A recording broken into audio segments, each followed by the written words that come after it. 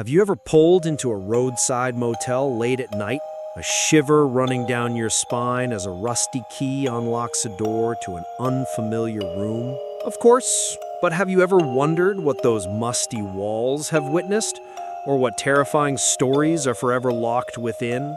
America, with its endless highways, is also home to countless motels that carry curses, unsolved mysteries, and chilling tales.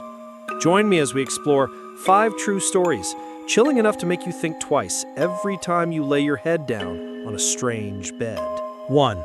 The Cecil Hotel, a hell on earth. Have you ever stood before a towering building in the heart of a city where every window pane seems like a soulless eye gazing into buried horrors? For the Cecil Hotel in downtown Los Angeles, it's more than just a hotel. It's a living legend, a museum of death and mysteries that have never been solved. Infamously known as the deadliest hotel in Los Angeles, the Cecil isn't merely a temporary haven, it's a gateway to the darkest corners of human nature and supernatural events that defy logic. When the Cecil's doors first opened in 1924, it was envisioned as a symbol of luxury, a fashionable destination for the elite. But fate took a turn, and its initial glamour quickly gave way to a chilling reputation. Throughout nearly a century of its existence, the Cecil has witnessed countless suicides, murders, and mysterious deaths that even the most seasoned investigators couldn't crack. From horrific leaps from upper floors to savage homicides, the Cecil Hotel gradually became a black hole, swallowing lost souls, turning each room into a stage for tragedy and terror. One of the darkest chapters in the Cecil's history is its connection to notorious serial killers. Richard Ramirez, the brutal killer known as the Night Stalker, made the Cecil his base of operations in the mid-80s. Just imagine, he'd return to his room at the Cecil after each night of terror, perhaps washing the blood of his victims right in the hotel's sink, completely blending in among the transient guests. Then there was Jack Unterweger, another serial killer who also stayed at the Cecil in the early 90s.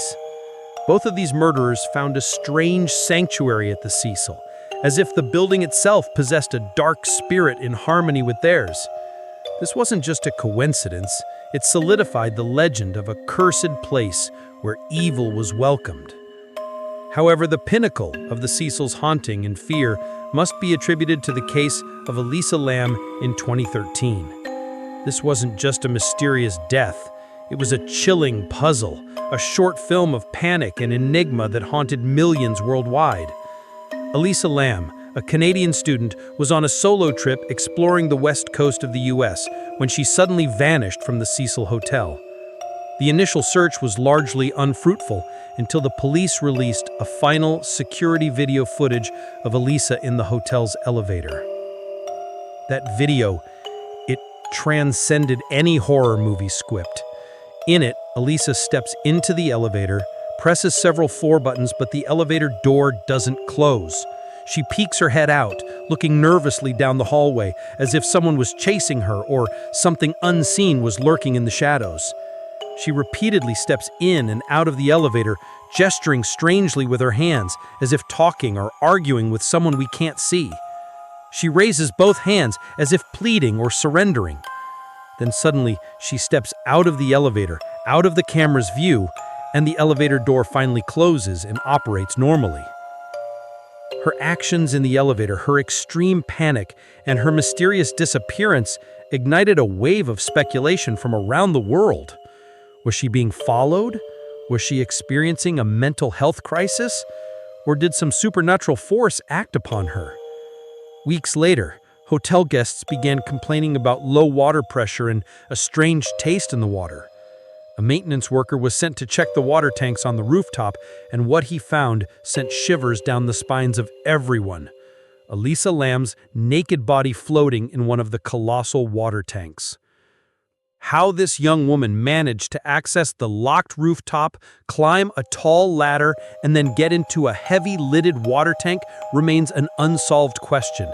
How could one person possibly do all of that by themselves? And if someone else helped, why were there no traces? Elisa Lam's death at the Cecil Hotel became one of the most baffling cold cases in history, a chilling reminder of the things we simply cannot explain. Since then, the Cecil Hotel, or more recently Stay on Main, its alternative name to shed its dark past, continues to attract the curious, ghost hunters, and even lost souls. Every nook and cranny, every creak of an old pipe, every shadow darting across the periphery of vision could be a sign of a trapped spirit. The Cecil isn't just a building, it's a silent witness to tragedies, a beacon for humanity's most primal fears. Next time you see an image of the Cecil Hotel or any other old, mysterious hotel holding secrets within its walls, remember that behind every door, there might not just be an empty room, but a haunting story waiting to be told. And are you brave enough to listen? 2. The Clown Motel. Fear from 1,000 eyes. Imagine, if you will, the vast, unforgiving expanse of the Nevada desert. The sun beats down relentlessly, the asphalt shimmers, and for miles, there's nothing but the endless horizon. You're tired, the road stretching endlessly before you, when suddenly, a beacon appears through the shimmering heat, an old, rusty sign, its paint peeling like sun-scorched skin. It reads, simply, The Clown Motel. A strange chuckle might escape your lips. A clown motel? How quaint, how quirky. You probably wouldn't think twice. Until you step inside. Because what awaits you beyond that unassuming facade is not quaint, and certainly not humorous. It's a plunge into a realm where childhood fears are twisted into waking nightmares, a place that redefines the very meaning of creepy. The Clown Motel, nestled eerily beside an ancient, forgotten graveyard, isn't just a place to rest your weary head. It's a chilling, unsettling museum of pure, unadulterated creepiness, where every corner holds 1,000 vacant stares, and silence is often broken by something far more sinister than the desert wind. As you cross the threshold, the air immediately thickens, heavy with an inexplicable presence. Your eyes, almost against your will, are drawn to them. Thousands of clown dolls. They're everywhere. Small ones, large ones, vintage porcelain, modern plastic. Clowns with wide, painted smiles that seem to mock your discomfort. Clowns with vacant, black eyes that follow your every move. White-faced clowns, red-nosed clowns, clowns with ruffs and oversized shoes. They sit on chairs, perch on shelves, hang from the walls, even stare at you from a display case right beside the front desk. And then, you get to your room. Here, the clowns aren't just in the lobby. They're your silent roommates. A small porcelain figure might be perched on your bedside table, its painted grin eerily close to your face. A larger one might be propped in a dusty armchair in the corner, its button eyes seeming to drill into your very soul. You try to tell yourself it's just decor, a quirky theme chosen by an eccentric owner. But as the desert night descends and the darkness outside presses in, that rational thought begins to fray. Guests who have dared to spend a night, or more accurately, attempted to spend a night at the Clown Motel, recount experiences that defy logical explanation. The initial unease quickly escalates into palpable terror. There are the giggling sounds, faint, unsettling, echoing from the hallways, or even from within your own room, despite no one else being there. It's the sound of a child's innocent joy twisted into something mocking and malevolent. Then there's the unmistakable feeling of being watched, not just by the inanimate clowns, but by something unseen, something lurking just beyond the periphery of your vision. You turn, quickly, certain you caught a flicker of movement, a shift in the shadows, only to find nothing. Yet the sensation persists, a cold, prickling awareness that you are not alone, and perhaps you are being judged. But the most chilling reports are those of the dolls moving on their own. A guest might swear a clown on a shelf has shifted position. Another might wake up to find a doll that was facing the wall now turned to face them directly, its painted eye seeming to bore into their very being. Are these tricks of the light? The effects of an overactive imagination fueled by the bizarre surroundings? Or is there something more to it? The location of the Clown Motel only adds to its sinister aura. Right next door lies a decrepit old graveyard dating back to the 19th century. This isn't just any cemetery, it's the final resting place for miners who perished during the gold rush era, many of them succumbing to tragic accidents or sudden violent ends. Their spirits, it's whispered, never truly left. They linger, tied to the land, their restless energy seeping into the very foundations of the motel next door. This proximity to a place of death gives rise to the most terrifying question of all. Are these clowns merely decorative pieces, eccentric and unsettling? Or are they, as some guests terrifyingly speculate, vessels for the souls of those buried nearby? Do the miners' spirits, trapped between worlds, find a macabre home within these painted faces and fabric bodies? Is the motel a kind of spiritual conduit, drawing in lingering essences and giving them a physical form through which to manifest their presence? The thought is enough to send a shiver down the spine, to make the hair on your arms stand on end. Because if these dolls are indeed possessed, then every single one of those thousands of painted smiles and vacant eyes is a window into a spectral realm, a silent witness to untold torment, and a potential conduit for unseen forces.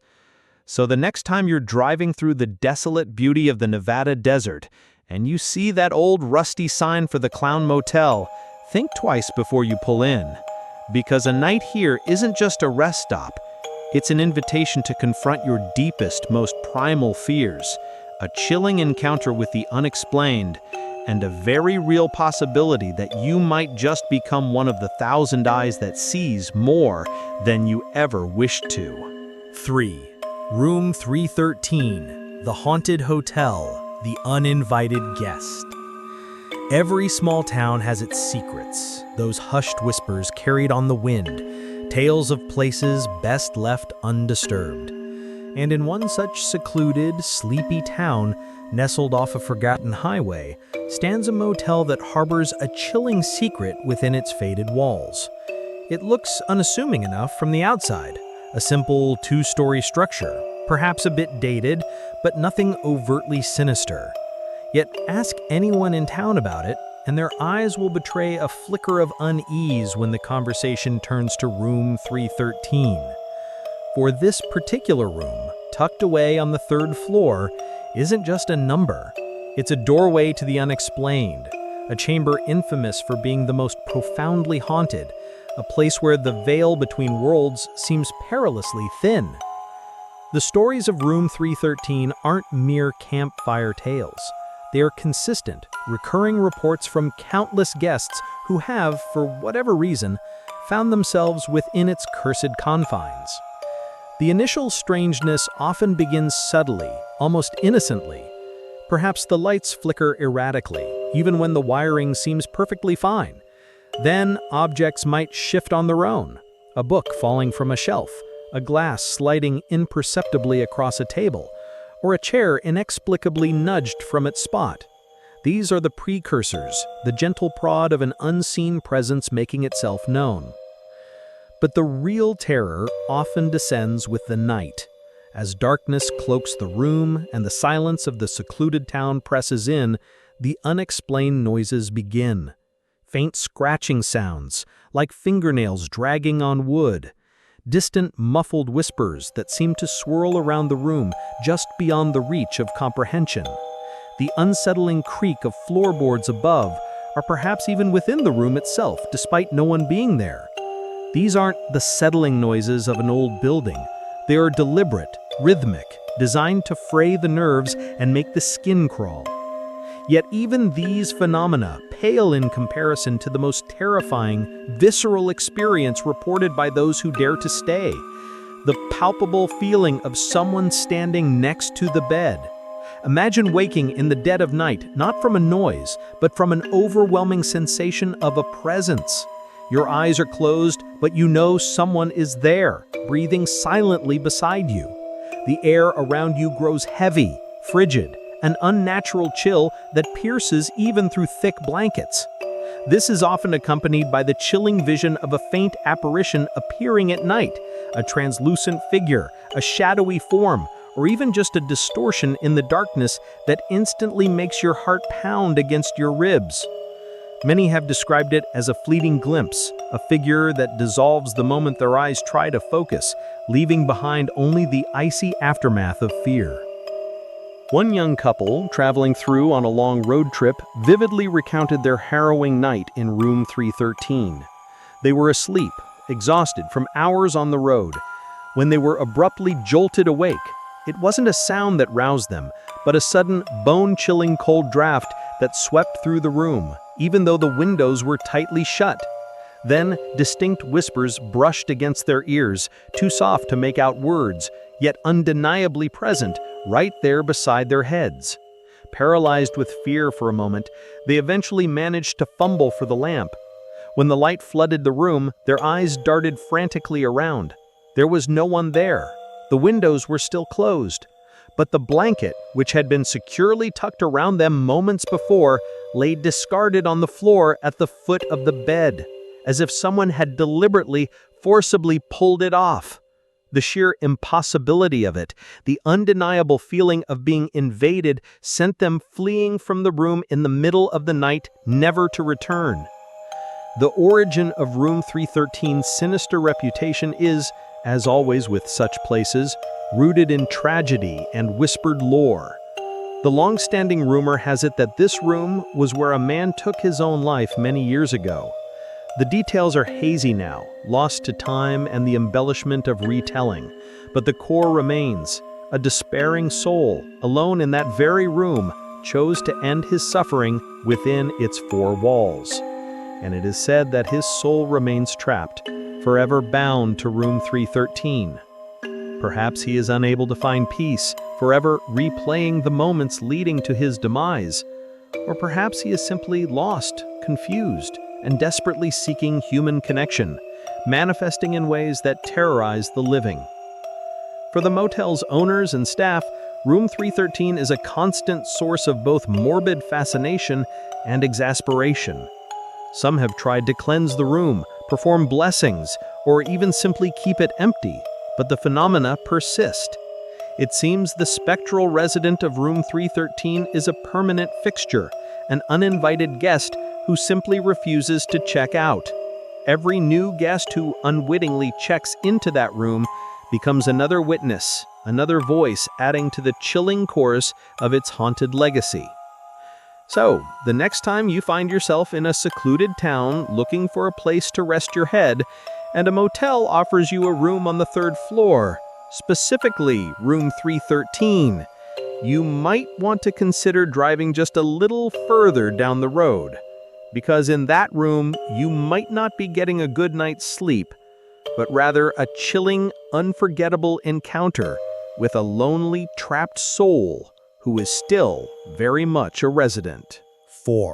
The Super 8 Poltergeist screams in the night.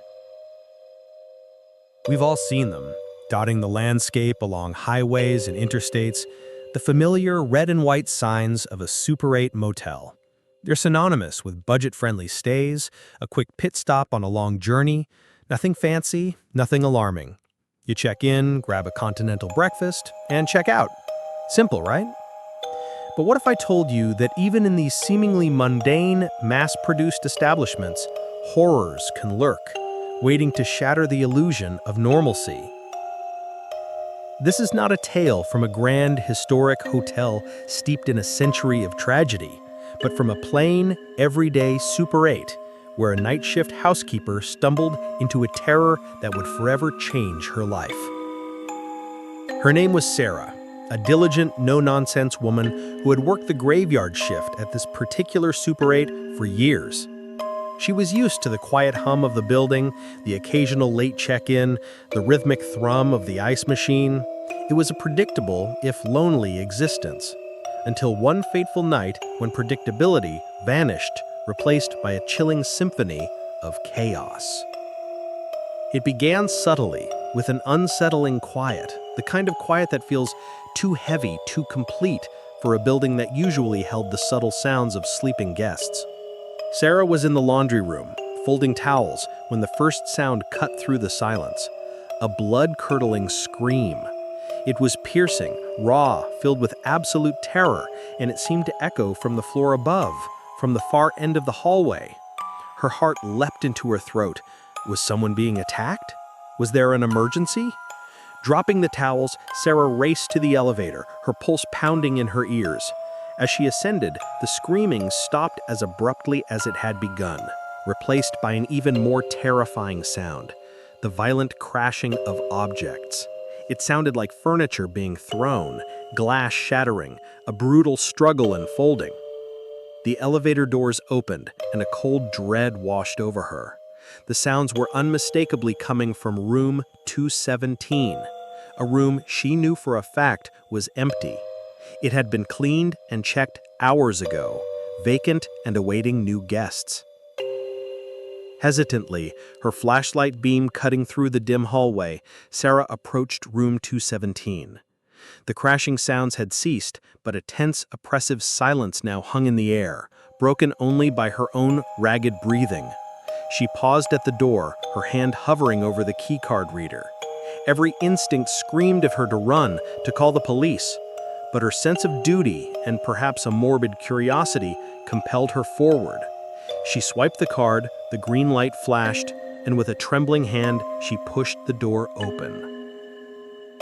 What met her eyes was a scene of utter pandemonium. The room was indeed empty of people, but it looked as though a tornado had ripped through it. The sturdy wooden nightstand was overturned, its lamp shattered on the floor. The armchair was tossed onto its side, cushions strewn about. The curtains were ripped from their rods, hanging in tattered strips. It was as if an invisible, immensely powerful force had engaged in a furious, destructive rage. Sarah's flashlight beam danced across the chaos, revealing no logical explanation. No broken window, no signs of forced entry. It was an impossible tableau. Stunned, she slowly stepped inside, her eyes wide, trying to comprehend the sheer impossibility of what lay before her. As she took another step, a sudden powerful force slammed into her from behind. She stumbled forward, catching herself on the overturned nightstand, her breath knocked out of her. She spun around, expecting to see a perpetrator, but there was nothing. The room remained chillingly empty. Panic began to set in, a primal, overwhelming terror. She backed away slowly, her eyes darting around the room, desperately searching for an explanation. That's when she heard it. Faint, insidious whispers right behind her ear. They weren't distinct words, more like a low, guttural murmur, too close for comfort, too personal. It felt like something invisible was breathing down her neck, its malevolent presence palpable. Sarah didn't wait. She didn't try to rationalize. The screams, the crashes, the feeling of being pushed, the whispers, it was all too real, too terrifying to dismiss. She fled the room, slamming the door shut behind her, her heart hammering against her ribs like a trapped bird. She barely made it back to the front desk, shaking uncontrollably. She quit that very night. Sarah never returned to that Super 8, convinced that room 217 was not merely vacant, but occupied by something truly sinister, an evil force that defied all understanding. Was it an angry spirit? A lingering essence of some past tragedy that had been violently enacted within those walls? Or was it a genuine poltergeist event, a raw, chaotic manifestation of psychic energy, an unseen entity lashing out with destructive force? The local police, when they arrived the next morning after Sarah's terrified call, found the room in disarray just as she described. But with no apparent perpetrator, no signs of forced entry, and no logical explanation for the chaos, they could only shrug, classify it as vandalism by an unknown person, and file it away. But for Sarah, and for anyone who hears her chilling account, the mundane facade of that Super 8, and countless others like it, is forever shattered. So the next time you check into a budget motel and you hear a strange noise in the night or feel an inexplicable chill, remember Sarah's story, because even a humble Super 8 can become the stage for a nightmare, leaving you to wonder what unseen forces might be sharing your space, just waiting to make their presence known. 5. The Vanishing Hitchhiker's Motel, the last stop. The open road, for many, is a symbol of freedom, a ribbon of asphalt stretching towards new horizons. But for those who spend their lives traversing its endless miles, particularly long-haul truck drivers, the road can also be a lonely, isolated place, steeped in local legends and unsettling whispers. And sometimes, those whispers manifest into a chilling reality. This final story is not just a variation. It's a terrifying twist on the classic vanishing hitchhiker legend, one that pulls you into the unsettling liminal space between fact and folklore, between the living and the eternally lost. Imagine Frank, a seasoned truck driver, a man who had seen every sunrise and sunset across the vast American landscape. He was a creature of habit, and one of his regular stops was a nondescript roadside motel nestled deep in a rural area, a quiet haven after countless hours behind the wheel. It was a place he'd stayed at dozens of times, familiar and unremarkable, until she appeared. It was late, a moonless night, the kind where the shadows seemed to swallow the road whole. Frank was miles from anywhere when he spotted her, a young woman by the side of the highway, a delicate figure silhouetted against the weak beam of his headlights, thumb out. She was beautiful, even in the dim light, with long, dark hair and eyes that seemed to hold a flicker of sadness. Against his better judgment, perhaps feeling a pang of chivalry or just a desire for some company on the lonely stretch, Frank pulled over. She slipped into the passenger seat, a faint scent of something like damp earth and night-blooming jasmine clinging to her. Her voice was soft, almost a whisper, as she thanked him and explained she was trying to reach the nearby town, just a few miles down the road where Frank's usual motel was located. He felt a strange connection to her, an inexplicable pull that went beyond simple politeness. When they arrived at the motel, Frank, ever the gentleman, insisted on getting her a room for the night. He paid at the desk, got the key, and watched as she went into the room. He exchanged a brief, tired nod with the night clerk, then headed to his own truck for a few hours of sleep before his early morning departure. He always assumed she checked out after him, blending back into the flow of travelers. This became a recurring pattern. Every few weeks on his return trip, he would see her again, by the same spot on the same stretch of road, always late at night.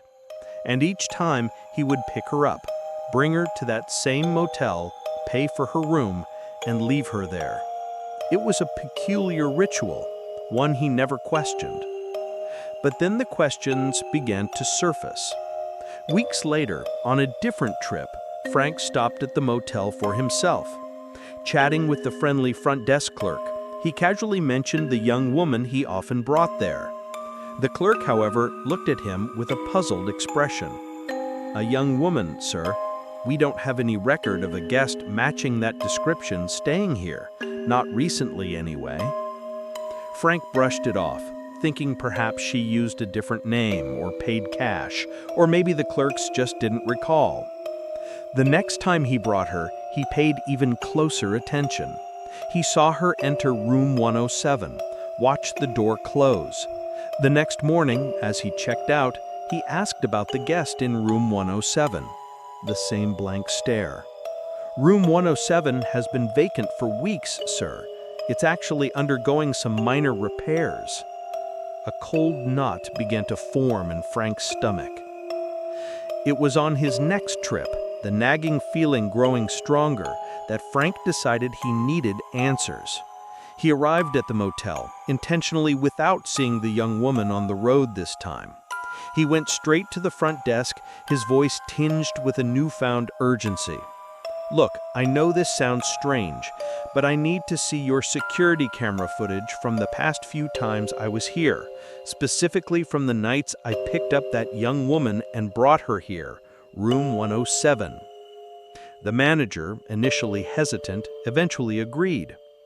They queued up the footage from weeks prior, the night Frank swore he brought her. And then he saw it. The footage showed his truck pulling into the parking lot. It showed him getting out, walking around to the passenger side, opening the door, and then nothing. He was talking to thin air. He closed the door, then walked into the lobby, alone. He spoke to the night clerk, gesturing, taking a key. The camera followed him down the hall. He walked to room 107, opened the door, and then stepped inside, completely alone. There was no young woman, not once, not ever. The blood drained from Frank's face. His heart hammered. He wasn't hallucinating. He was seeing undeniable proof that the woman he had repeatedly picked up, talked to, and paid a room for simply didn't exist in the physical world. He was horrified, disoriented, questioning his own sanity. Later, shaken to his core, Frank started asking around, talking to older locals in the nearby town, telling his unbelievable story to a grizzled gas station attendant. The attendant listened quietly, his eyes fixed on some distant point. When Frank finished, the attendant slowly nodded. "Aye, you're not the first to tell that tale, son. Many years ago, right near where you say you pick her up, there was a young woman. Pretty, they said. She was murdered, brutally, by a drifter. Her body, it was never found. Just vanished like she did. They say her spirit still walks that stretch of road, forever looking for a place to rest, a final stop." The revelation hit Frank like a physical blow. The beautiful young woman, the quiet whispers, the lingering scent, the consistent requests to be taken to that specific motel, it all clicked into a terrifying, heartbreaking mosaic. Perhaps her spirit is still searching for a resting place, and that motel, her last stop, is the only place she knows, the only destination her restless soul can reach. She wasn't an evil entity. She was a lost soul, forever replaying her final journey, forever seeking the shelter she was denied in life. And Frank, with his kind heart and open truck door, had unknowingly become a temporary conduit for her eternal search for peace. This chilling account serves as a profound reminder that the open road holds more than just mile markers and truck stops. It holds echoes of tragedies, lingering spirits caught between worlds, and the very real possibility that the next hitchhiker you see, or even think you see, might not be looking for a ride, but for an ending to their endless journey. The motel, a beacon of temporary comfort for the living, becomes a poignant symbol of a haunting, a final, futile destination for the dead. And for Frank, the familiar highway would never feel the same again, forever tinged with the memory of his vanishing passenger, the spectral guest of room 107.